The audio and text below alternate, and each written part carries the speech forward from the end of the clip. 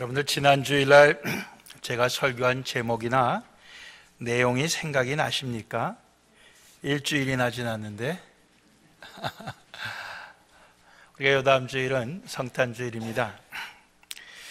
지난 주일날 하나님께서는 모든 사람이 다 회개하기를 원하신다, 그런 내용으로, 그런 제목으로 말씀을 드렸어요.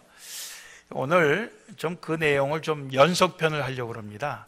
그래서 세례 요한에 대한 말씀을 오늘 본문으로 우리가 같이 읽었습니다. 세례 요한의 정체성에 대해서 우리가 먼저 몇 가지를 생각해 보려고 합니다. 세례 요한은 먼저 자기 자신이 누가 아니다 하는 것을 분명히 우리에게 제시해 줍니다. 첫 번째로는 나는 빛이 아니다, 이렇게 얘기합니다. 나는 빛이 아니다. 오늘 본문 말씀 6절로부터 8절까지 말씀을 쭉 보니까 특별히 8절 말씀에 그는 이 빛이 아니요 이 빛에 대하여 증거하러 온 자라 그랬습니다. 그럼 빛은 누굽니까? 예수님이죠. 그러니까 빛은 예수님이고 나는 빛이 아니다, 이렇게 세례 요한은 얘기하고 있는 것이고요. 또 오늘 19절 20절 보면은 나는 그리스도가 아니다, 이렇게 분명히 얘기를 합니다. 세례 요한이 세례를 주던 요단강에서 그 예루살렘까지는 거리가 그렇게 멀지가 않습니다. 사람들이 많이 세례 요한에게 와서 세례를 받으니까 이게 소문이 예루살렘에 있는 종교 지도자들에게까지 전달이 되고, 그 사람들이 사람을 보내서 도대체 그 세례를 준 데는 세례 요한의 정체가 뭔지 알아오라, 그래갖고 와서 내가 도대체 누구냐, 이렇게 이제 묻게 되는 장면이 여기 나옵니다. 그때 나는 그리스도가 아니다, 이렇게 그는 대답을 시작합니다. 그럼 그리스도는 누구냐? 예수님이죠. 나는 그리스도가 아니다 하지만은 내가 그리스도다 한 사람이 지금까지 기독교 역사상에 있다 가끔씩 나타났습니다. 예. 우리가 지금 예수가 다시 오실 것을 믿고 기다리는 사람들입니다.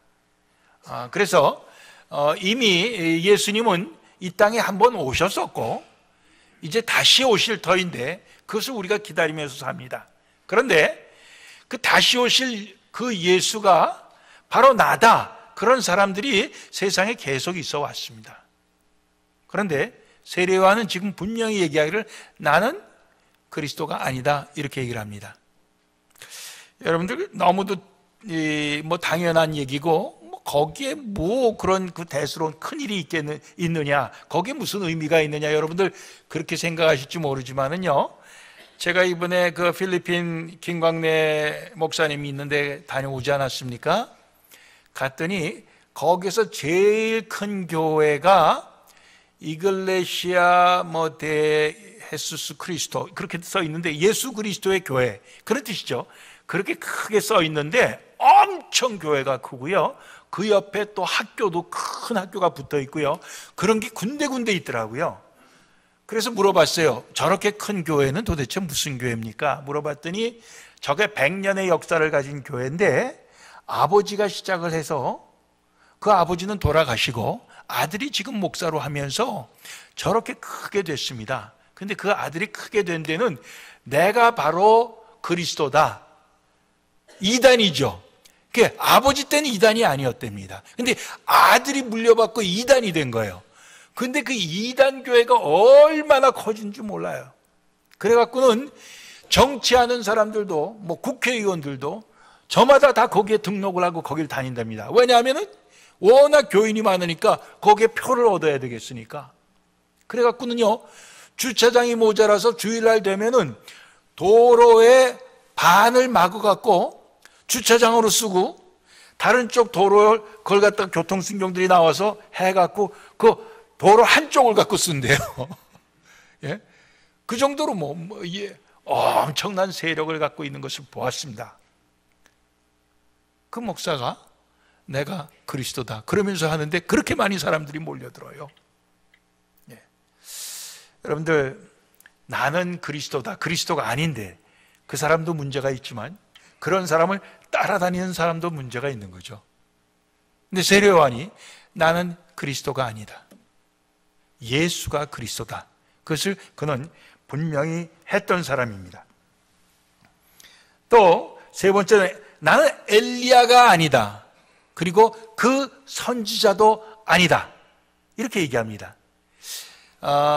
엘리야가, 우리가 말라기서를 볼 것 같으면은 예수님이 오기 전에 엘리야가 먼저 와서 아비의 마음을 자식과 자식의 마음을 아비와 이게 화합하게 하겠다, 마음을 서로 돌려서 하나가 되게 하겠다는 그런 예언의 말씀이 말라기 4장 5절과 6절에 나옵니다. 그러니까 이스라엘 백성들이 그리스도가 아니면은, 그리스도가 오기 전에 엘리야가 와서 그렇게 하겠다고 그랬는데 그럼 내가 엘리야냐? 이렇게 묻습니다. 그런데 나는 엘리야도 아니다, 이렇게 얘기합니다. 예수님께서는 마태복음 11장과 17장에 보면은 바로 오리라고 한 그 엘리야가 세례 요한이라고 얘기를 하십니다. 말씀을 하셔요. 그러면 이 세례 요한은 엘리야가 아니라고 그러고, 예수님은 오리라고 한 엘리야가 세례 요한이 맞다고 그러고, 여기에 모순이 생기잖아요. 틀리잖아요, 얘기가. 그런데 우리가 아는 대로 엘리야는 죽지 않고 하늘로 승천을 한 분입니다. 근데 예수님이 그 변화산에서 모세와 엘리야와 함께 만나셔서 예수님이 이제 죽으실 것에 대해서 같이 이렇게 말씀을 나누는 장면이 그 변화산 사건에서 나와요. 그걸 보면은 엘리야는 엘리야고 세례 요한은 세례 요한입니다. 그러니까 세례 요한이 나는 엘리야가 아니다 한 말은 맞아요. 그는 세례 요한입니다. 엘리야가 내려온 게 아닙니다. 그렇지만 말라기에 예언된 그 엘리야라고 하는 것이 바로 그 하는 역할만을 보고 얘기한다면은 예수님의 말씀이 맞는 것입니다. 예. 세례 요한이 와서 아비의 마음을 자식에게로 돌리고 자식의 마음을 아비에게로 돌려서 그 통하게 하겠다 한 그 역할로 볼 때는 그게 맞는 거예요. 그래서 예수님은 오리라고 한 엘리야가 바로 세례 요한이다, 이렇게 하신 말씀입니다. 그러니까 거기에 대한 이 모순이 우리가 그렇게 해석해야만 해결이 되는 것입니다. 여하튼 간에 엘리야가 아니다, 그러면 내가 그 선지자냐, 이렇게 묻습니다. 그 선지자라고 할 때 이것은 누굴 가리키냐 하면은 신명기 18장 15절에 나오는 선지자를 얘기합니다. 신명기 18장 15절에 모세가 한 말이에요. 모세가 한 말인데 뭐냐면은 하나님께서 나와 같은 선지자, 모세 나와 같은 선지자 하나를 너희들 가운데서 하나님께서 일으키시리라. 예? 그리고 너희는 그를 들지어다, 이렇게 합니다. 그럼 모세와 같은 선지자가 누구냐? 모세는 하나님께서 구원의 도구로 쓰신 것입니다. 이스라엘 백성들이 애굽에서 포로 생활하고 종 노릇을 하고 그러면서 살 때 그들을 구원해 인도해낸 그 모세를 얘기하는 겁니다. 모세와 같은 선지자 할 때 거기에 담겨진 의미는 구원의 의미가 있는 것이고 바로 그것은 예수님을 가르치는 거예요. 그럼 내가 그 선지자냐? 그럴 때 거기에 그 그리스도의 의미가 담겨 있는 거예요. 그럴 때 나는 그 선지자도 아니다, 이렇게 얘기하는 것입니다. 지금 이 내가 그리스도냐, 내가 엘리야냐, 내가 그 선지자냐, 이렇게 얘기하는 그 모든 것이 사실은 굉장히 지금 이 묻는 사람들이 최고로 올리는 것입니다. 최고로 올리는 거예요. 근데 그는 분명히 거기에 대해서 아니라고 얘기하는 것입니다. 여러분들 이게 비슷한 경우가 될지 모르겠습니다만은요, 우리가 아닌데 또 아니라고 말하는 용기가 없어서 가만히 있어서 그 사람이 되는 경우가 있죠. 예를 들어서 어느 자리에 갔는데 장로님이시죠? 자긴 장로가 아닌데, 나 장로 아닙니다 이러면 되는데, 또 장로 아니라고 또 말하는 것도 좀 뭔가 쑥스러운 것 같아서 가만히 있으면 장로가 되는 거예요, 이 사람이. 그래서 가만히 있으니까 또 장로가 보다 하고 또 계속 장로님으로 불러주는 거예요. 그 한 사람이 부르니까 옆에 사람이 또 부르고, 그래서 졸지에 장로가 되는 것입니다. 장로님들은 대부분 이제 장로의 부담이 있으니까 아니라고 그럴 수도 있는데, 권사님이시죠? 이럴 때는 대부분 가만히 계실 때가 많아요. 그래서 정체불명의 권사님들이 많아요. 예. 남이 그저 다 권사님 하니까. 우리 교회에서 집사님이었는데 다른 교회로 옮기셨어요.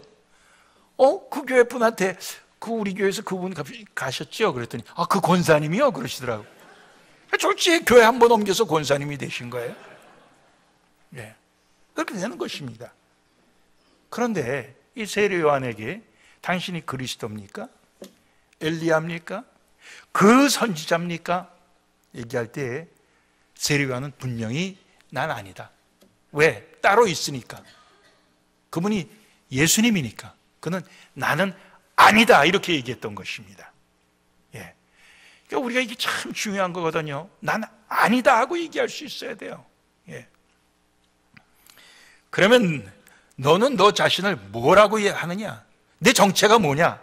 이렇게 묻게 되었을 때 그는 나는 광야에서 외치는 자의 소리다. 광야의 소리. 제 미국 처음 왔을 때 그런 기독교 방송국 프로그램이 있었어요. 오래되신 분들 기억하십니까? 광야의 소리 해갖고 정영환 목사님 설교하시고 그러셨는데, 세례 요한이 나는 광야에서 외롭게 외치는 자의 소리다 이렇게 말씀. 광야에서 외치는 자의 소리는 바로 주님의 길을 곧게 하라고 외치는 소리, 주님의 길을 예배하라고 외치는 광야의 소리라 이렇게 말씀했습니다. 주님이 오시는 길을 예배하는, 즉 자기는 주님이 아니에요. 주님은 예수님 따로 있다고요. 나는 그 예수님이 오실 때 사람들과 잘 만날 수 있도록 외치는 그런 소리에 불과하다 이렇게 얘기를 하고 있는 것입니다. 그랬을 때 사람들이 내가 그리스도도 아니고 엘리야도 아니고 그 선지자도 아니면, 광야에서 외치는 자의 소리에 불과하면 내가 도대체 세례는 왜 주느냐? 내가 무슨 권한으로 세례를 주느냐? 이렇게 묻게 되는 것입니다. 그때 그는 나는 물로 세례를 주지만 너희 가운데 너희가 알지 못하는 한 사람이 섰으니 곧 내 뒤에 오시는 그이라. 나는 그의 신들매 풀기도 감당치 못하겠노라. 이러면서 이제 바로 그 뒤에 오실 예수님을 가리키는 거예요. 그가 물로 세례를 주는 것은 사람들로 하여금 죄를 회개하게 하여서 바로 자기가 그 신발끈을 풀기도 감당치 못할 그 주님, 그 그리스도와 만날 수 있도록 해주는 그 역할이 바로 자기가 회개한 사람들에게 물로 세례를 주는 것이다, 이러한 의미로 말씀하신 줄 압니다. 우리가 지난주에 봤던 마가복음 1장 4절에도 죄사함을 받게 하는 회개의 세례를 전파하니 예루살렘과 온 유대에서 많은 사람들이 다 나아가 자기 죄를 자복하고 요단강에서 그에게 세례를 받더라 이렇게 되어 있습니다. 예. 죄를 자복하고 세례를 받. 예. 그게 그의 역할이었던 것입니다.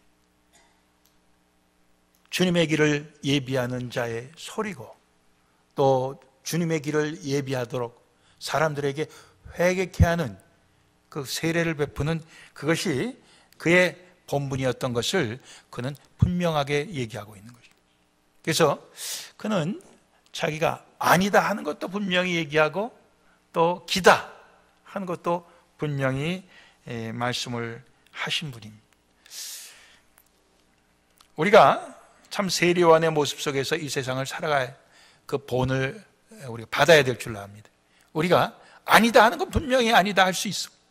또 그렇다, 나는 그리스도가 아니고 나는 주가 아니지만은 그러나 그 주님의 길을 예비하고 또 사람들로 하여금 그 주님의 길로 가게 하는 그러한 사명은 나에게 분명한 것이다.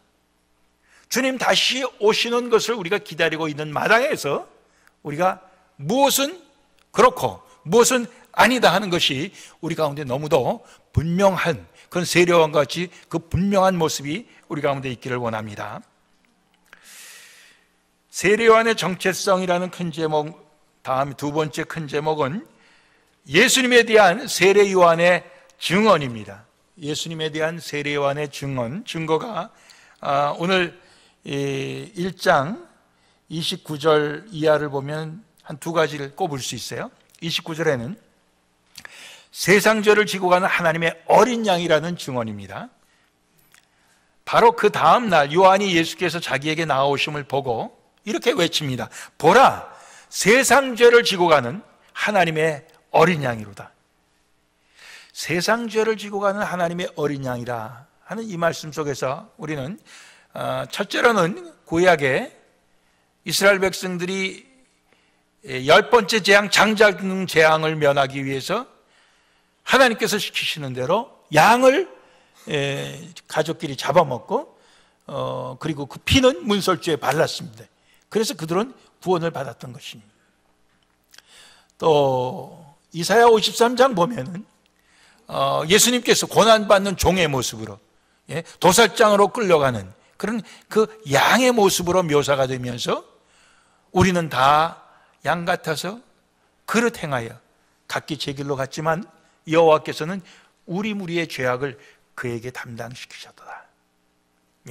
우리의 죄를 예수님, 흠 없는 어린 양, 순결한 양 예수에게 담당, 예수에게 다 그것을 전가하고 다 짊어지게 해서 우리가 참 죄사함 받고 우리가 나음을 받고 고침을 받았다 하는 말씀. 그래서 세상 죄를 지고 가는 하나님의 어린 양, 우리의 죄를 다 걸머지고 우리의 죄를 다 해결해 주실 그 구세주 예수님을 증거한 것입니다. 32절로 34절 보면은 하나님의 아들이라고 예수님을 증거하고 있습니다. 내가 보매 성령이 비둘기같이 하늘로서 내려와서 그의 위에 머물렀더라. 나는 그를 알지 못했지만은 나를 보내어 물로 세례를 주라 하신 그 이가 하나님 아버지죠. 나에게 말씀하시되 성령이 내려서 누구 위에든지 머무는 것을 보거든 그가 곧 성령으로 세례를 주는 이인 줄 알라 하셨기에, 비둘기 같은 형상으로 성령이 예수에게 임할 때 그가 바로 그리스도인 것을 그가 알아보았습니다. 성령으로 세례 줄 분임을 알아보았습니다. 그래서 34절 보면 내가 보고 그가 하나님의 아들이심을 증거하였노라. 하나님의 아들입니다. 예수가 하나님의 아들이심을 증거했다는 것입니다.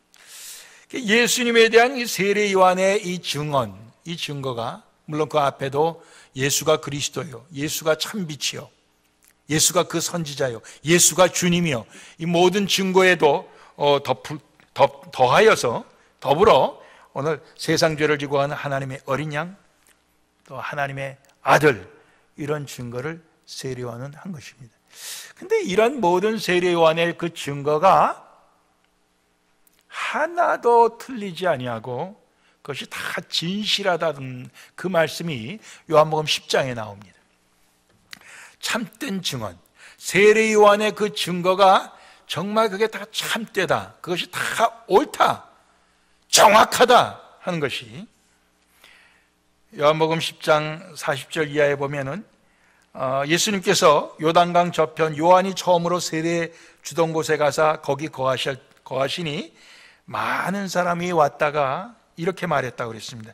요한은 아무 표적도 행하지 아니하였으나 요한이 이 사람을 가리켜, 예수죠, 이 사람을 가리켜 말한 것은 다 참이라. 사람들이 그렇게 얘기했다는 거예요.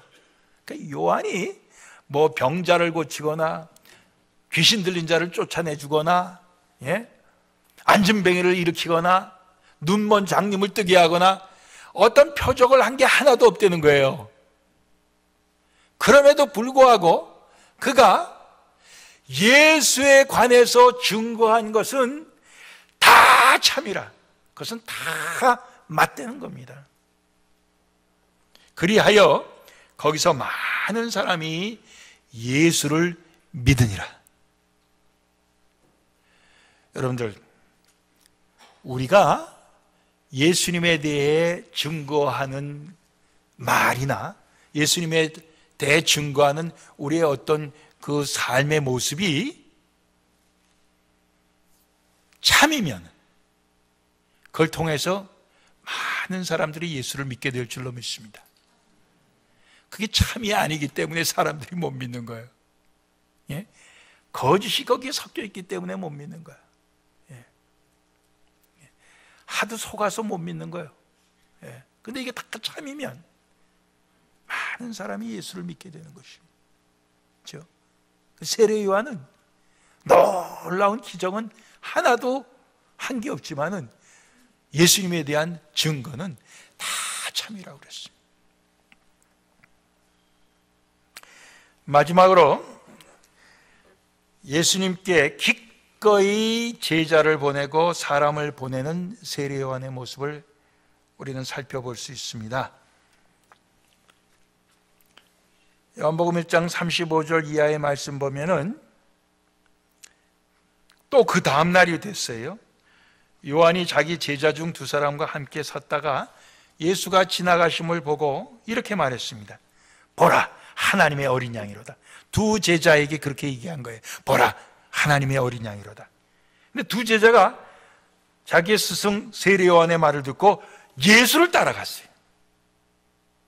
근데 그 두 사람 중에 한 사람은 시몬 베드로의 형제 안드레라.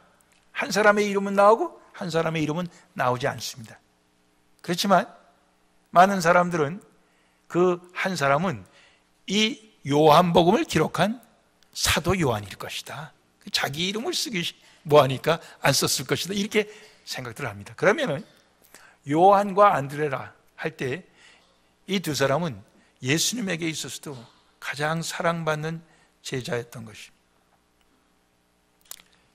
그 세례 요한은 예수님을 향해서 보라, 하나님의 어린 양이로다. 제자들에게 그렇게 말해서 제자들을 자기의 제자에서 예수님의 제자로 그렇게 양보했다고 말할 수 있죠. 우리가 신앙을 우리 이제 다른 사람들한테 전수해 줄 때 내가 이렇게 전수해 주면은 그 사람이 나에게 신앙의 후배도 되고 어떻게 보면 나에게 있어서 내가 스승이고 제자가 될 수가 있죠, 그 사람이. 그런데 그것을 자기의 제자로만 묶어두려고 하는 욕심이 많은 사람들의 경우에 그게 있습니다. 내 제자로 묶어두려고. 그런데 세례 요한의 모습 속에서는 예수님의 제자로 자기의 품에서 보내는 그러한 모습, 그것을 우리가 볼 수 있어요. 이것을 우리가 본받아야 될 줄로 압니다. 요한복음 3장 28절 이하의 말씀을 보면은 세례 요한의 제자들이 스승님, 이제는 세례 받으려고 우리에게로 스승님에게로 오는 자보다 예수께로 가는 자가 더 많아졌습니다. 그렇게 보고를 올릴 때 내가 뭐라 그랬냐? 나는 그리스도가 아니라고 그러지 않았느냐? 그의 앞에 보내심을 받은 자라 이렇게 말했는데 이제 그걸 증거할 자는 너희들이다. 신부를 취하는 자는 신랑인데 나는 신랑 옆에서 신랑의 음성을 듣는 자로서 크게 기뻐한다. 신랑의 친구로서 나는 크게 기뻐한다. 나는 그 기쁨으로 충만하다. 나는 흥하여야 하겠고 예수는 흥하여야 하겠고 나는 쇠하여야 하리라. 예수님은 점점 더 위대해져야 되겠고 나는 점점 작아져야 된다. 그렇게 세례 요한은 말했습니다. 우리는 다 예수를 믿어서 물질적인 축복은 물론이고 또 우리가 명성, 인기, 권위 이 모든 데서 점점 우리는 더 견고해지고 더 유명해지고 더 인정받고 더 존경받고 더 우리는 흥하기를 원하지 않습니까? 그런데 오늘 세례 요한의 모습 속에서는 다 그리스도에게로, 그래서 예수는 갈수록 더 높임을 받고 갈수록 더 위대해져야 되고 나는 쇠하여져리라. 나는 작아져야 된다. 이렇게 고백을 했던 것입니다. 이것이 진정한 모습 같아요. 진정한 모습입니다. 우리가 믿음의 연륜이 쌓이고 그래서 우리가 성숙해지면 성숙해질수록 우리는 예수가 우리 가운데서 더 위대해지고 우리는 그 뒤에 숨겨지는 그런 모습으로 우리는 가야 될 줄로 믿습니다. 그렇죠? 참 놀라운 모습. 여러분들 내 것이라고 생각하는데 그것이 나에게서 예수님께로 옮겨진다고 하는 것을 우리는 사실 세례 요한처럼 기뻐할 수 있어야 됩니다. 근데 우리가 그렇지 못해요. 예수님의 제자들도 어떤 그 경쟁의식을 가졌어요. 세례받는 사람이 우리한테로 더 많이 왔으면 좋겠다는 거예요. 예수에게 가서 세례받는 사람보다. 그런 생각이 드는 거예요. 그렇죠? 근데 그거 아니라는 거죠. 예수께로 더 가야 된다는 거죠. 예수께로 더 가야 된다는 거예요. 여러분들, 우리의 자녀가 예수를 잘 믿고 선교사가 되겠다 그러면은 좋아하시는 부모님들이 별로 없어요. 야, 그러지 말고 교회에 장로나 되라. 우리 대부분 이제 자식들한테 그렇게 얘기를 하죠. 교회에서 우리 제일 힘든 일이 뭔가 생각해 봤더니 구역장이요, 구역장. 구역장 된다 그러면은 아내가 그거 힘든 거 하지 말고 좀 쉬운 거 하세요. 혹시 우리 가운데 그런 분 안 계십니까? 구역장 그것을 예수님께 뺏기는 것보다 내가 남편을 갖고 있겠다. 그런 마음이 예수님께 양보하기 싫은 그런 마음이 우리에게 있는 거죠. 자식도 양보하기 싫고 남편도 양보하기 싫고 아내도 양보하기 싫고. 그러나 오늘 세례 요한의 모습 속에서는 예수님은 흥해야 되고 나는 쇠해야 된다. 나는 예수님이 옆에서, 예수님이 영적인 신랑이, 많은 사람들이 영적인 신부로 예수님 안에서 이렇게 구원받고 연합되는 그것으로 난 옆에서 그걸 지켜보면서 기쁨이 충만하다. 이렇게 그는 고백했던 것입니다. 오늘 우리에게 그런 그 세례 요한의 그 고백, 세례 요한의 정체성, 세례 요한이 예수님에 대해 증언한 그 증언의 그 진실성, 그런 것이 우리에게 충만하기를 주님의 이름으로 축원합니다. 기도하시겠습니다.